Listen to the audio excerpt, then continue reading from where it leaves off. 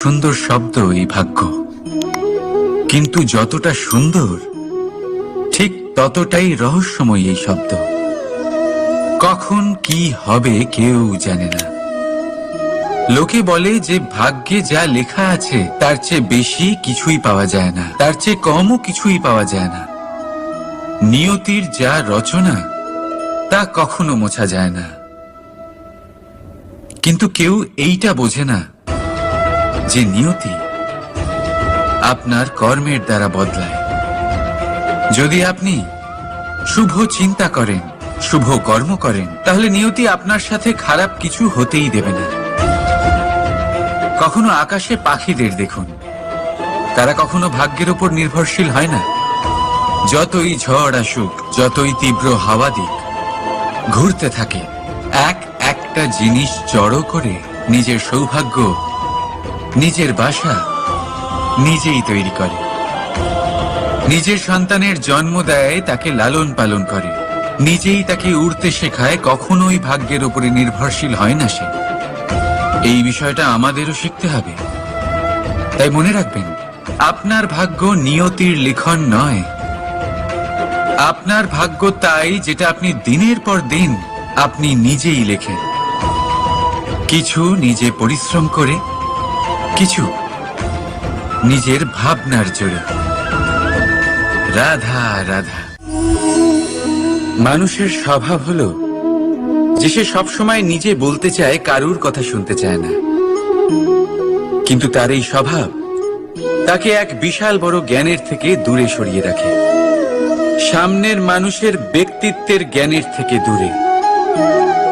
তাই যদি আপনি কাউকে চিনতে চান, কাউকে বুঝতে চান, তাকে থামাবেন না, শুধু বলতে দিন। কারণ একজন ব্যক্তির ব্যক্তিত্ব লুকিয়ে থাকে তার কথার মধ্যে, আর তার আসল পরিচয় লুকিয়ে থাকে তার শব্দের পেছনে। বলতে দিন, আস্তে আস্তে আপনি সব বুঝতে পারবেন। এটাই তফাৎ হলো একজন সাধারণ মানব আর একজন মহামানবের মধ্যে। এক যে কাউকে বলতে দেয় না, আর এক যে সবার কথা শুনে। তাহলে সিদ্ধান্ত আপনার, আপনি কি সাধারণ হতে চান না অসাধারণ? কারণ এই ভবিষ্যৎ আপনার। রাধা রাধা। ভাগ্য আর কর্ম, এই দুই এমন শব্দ যাকে ঘিরে সমগ্র সংসার। কেউ বলে আমার ভাগ্যে এটা ছিল না, যা পেলে আমার জীবন অন্যরকম হতো। কেউ বলে আমার গত জন্মের কর্ম নিশ্চয়ই এমন ছিল, যে কারণে এই জন্মে এরকম ভাগ্য পেয়েছি আমি। এসব বাদ দিন আর একবার শান্ত চিত্তে ভাবুন।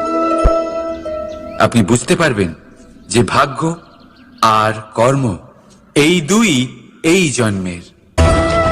তফাৎ শুধুমাত্র এটাই যে যদি ভাগ্যের কথা বলা হয়, তাহলে আপনি এই ভাগ্যের থেকে যত বেশি আশা করবেন তত বেশি নিরাশ হবেন আপনি। কারণ এই আশা আপনাকে কর্ম করা থেকে আটকায়। যদি কথা বলা হয় কর্মের, তাহলে নিজের কর্মের প্রতি যত বিশ্বাস রাখবেন তত বেশি সফলতা আপনার কাছে আসবে।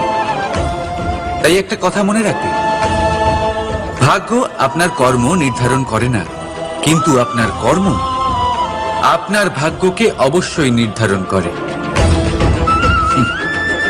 রাধা রাধা। এই সংসারে আলোর উৎস কি? সূর্য। এই সংসারে মিষ্টি জলের উৎস কি? নদী।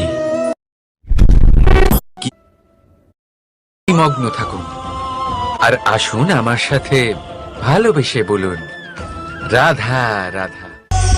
বন্ধু আর শত্রু, প্রত্যেকের জীবনের একটা বড় অংশ এর উপরে নির্ভরশীল হয়ে থাকে।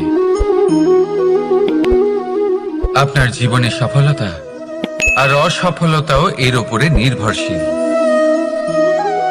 কিন্তু এই বন্ধু এবং শত্রুদের খুঁজে পাওয়ার জন্য আপনাদের বাইরে যাওয়ার প্রয়োজন নেই, কারণ এরা স্বয়ং আপনার ভেতরেই আছে। আপনি যদি বিনম্র থাকেন, যদি আপনি নিরন্তর প্রয়াস করতে পারেন, তাহলে আপনার কোনো বন্ধুর প্রয়োজন নেই। যদি আপনার মধ্যে অহংকার থাকে, যদি প্রতি কথায় আপনার মধ্যে ক্রোধ উৎপন্ন হয়, তাহলে আপনার শত্রুর কোনো প্রয়োজনই নেই। নিজের অন্তরের এই বন্ধু ও শত্রুকে চিনুন, আর আমার সাথে ভালোবেসে বলুন, রাধা রাধা। একে চিনতে পারলেন? একে কুঠার বলা হয়। আপনারা জীবনে কোথাও না কোথাও কোনো না কোনো রূপে এটা দেখেই থাকবেন। একটা ব্যাপার নিশ্চিত, এই কুঠার ছাড়া কোনো বৃক্ষকে কাটতে পারা সরল নয়। এবার আপনি কখনো এটা ভেবেছেন, এই কুঠার, এর এই অংশ, এর মুখটাই যদি না থাকে তাহলে কি হবে?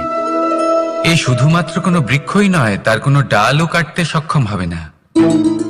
এবারে ভাবুন, এই শুকনো কাঠের হাতল এ আমরা কোত্থেকে পেলাম? কোনো এক বৃক্ষ থেকেই। সেই ডাল যাকে কেটে ফেলা হয়েছিল এক বৃক্ষকে কাটার জন্য, এই ডালই শস্ত্ররূপে প্রস্তুত। আমাদের জীবনে আমাদের প্রিয়জন, আমাদের আপনজন যখন সময় কখনো কখনো তাদের সঙ্গ না দেয়, যদি তারা দৈন্য দশায় থাকেন, তাহলে তাদের সঙ্গ কখনো ছাড়বেন না। ওনাদের প্রয়োজন শুধুমাত্র মনোবল। তা তাদের দিন। তাদের সাহায্য করা আপনার কর্তব্য। হয়তো তাদের সাথে থেকে আপনার কোনো লাভ হবে না, কিন্তু তাদের দূরে থাকাতে আপনার ক্ষতি অবশ্যই হতে পারে। সর্বদা সাহায্য করুন। সঠিক সময় আসলে তা আপনার সহায়ক অবশ্যই হবে। রাধা রাধা।